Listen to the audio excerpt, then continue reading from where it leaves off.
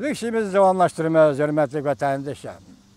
Amerika Qo'shma Shtatlar Davlat Majlisining a'zosi Amerika-Jungo munosabati raqobatlashishdan qarshilashishga o'zgardi, dedi mavzuli xabar 7-ayning 27-kuni Amerika ovozining Xitoy tili programmasida e'lon qilindi. Xabar bunday boshlanadi. Washington, Amerika Avom palatasi Tashqi munosabatlar komiteti Osiyo Tinch okean gruppasining raisi Ted Yoho 7-ayning 26-kuni payshanba Washington bilim havzasi strategiya va xalqaro tadqiqot markazida o'tkazilgan Janubiy dengizga aloqador tadqiqot yig'inida muhim nutq so'zlab mundaq ko'rsatdi. Amerika Jungoning bosh ko'tarishni cheklamoqchi bo'lganda Jungo bilan urushish, kechiringlar, Jungo bilan uchrashish siyosiy raqobatlashishga o'rin bergan dedi. O mundaq ko'rsatdi. Amerikaning navbatdagi Jungo siyosati mumkin bo'lganda hamkorlashishga izlanish, manfaat birdek bo'lmagan o'rinlarda raqobatlashish, lekin uning qarashicha texmo raqobatlashadigan ramkaning cheklamasi kun sayin ro'shanlashmoqda. Florida shtatidan kelgan Cumhuriyetçiler Partiyasiga tavalluk Davlat Majlisining a'zosi Ted Yoho mundaq ko'rsatdi. Amerika-Jungo munosabati hozir raqobatlashishdan qarshilashish bosqichiga kirib keldi.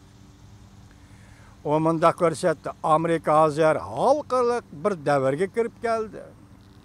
Biz belgilashimiz, qaror qilishimiz kerakki, bizning avval o'ylaydiganimiz munosabatlarni boshqarish, tizginlashmi yoki Jungoning tahdidi yoki salbiy harakatlari yetarlik zo'r bo'lganda hamda biz ular qartilgan unumli qarshilashni ko'tarib chiqishga to'g'ri kelganda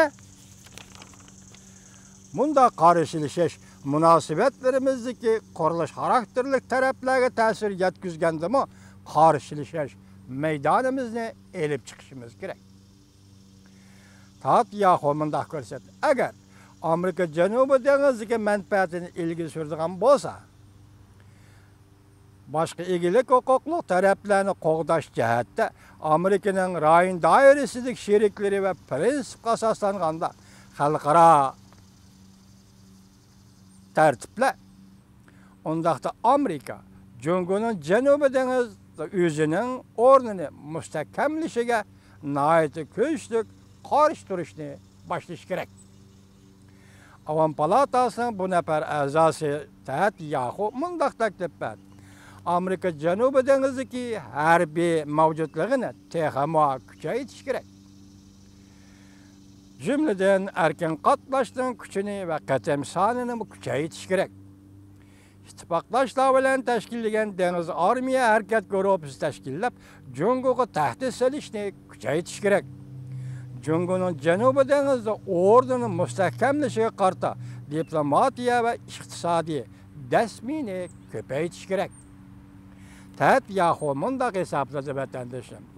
Amerika uzundan beri davomlashtirib kelayotgan o'zaro egilik huquqli davlatlar va egilik huquq talash tortishlari to'g'risidagi maydonidan endi voz kechish kerak. Ya'ni betaraf turish maydonidan endi voz kechish kerak. Jungoning egilik huquq talablariga xiris e'lon qilish lozim. Angladingizmi vatandoshlar? Nima deydi Ted Yoho? Burun talash tortish bo'layotgan taraflarga biz betaraf turib keldik. Endilikda haq deylik deydi Ted Yoho. Shunga Jungoning egilik huquq talablariga xiris e'lon qilishimiz lozim. Bu yerda Jungoning yoki Janubiy dengizdagi egilik huquq talablariga deyilmabdi, yoki Tibet Uyg'uriston to'g'risidagi egilik huquq talablariga deyilmabdi. Qo'shim shuni deylikki, bu yerda Jungoning egilik huquq talablariga xiris e'lon qilishimiz lozim. Esinglarda bormi 98-yil 20-asrning 6-ayning 27-kuni sobiq prezident Clinton nima degan edi? Jungoning davlat chegarasi zada qayerdan qayergacha degan edi.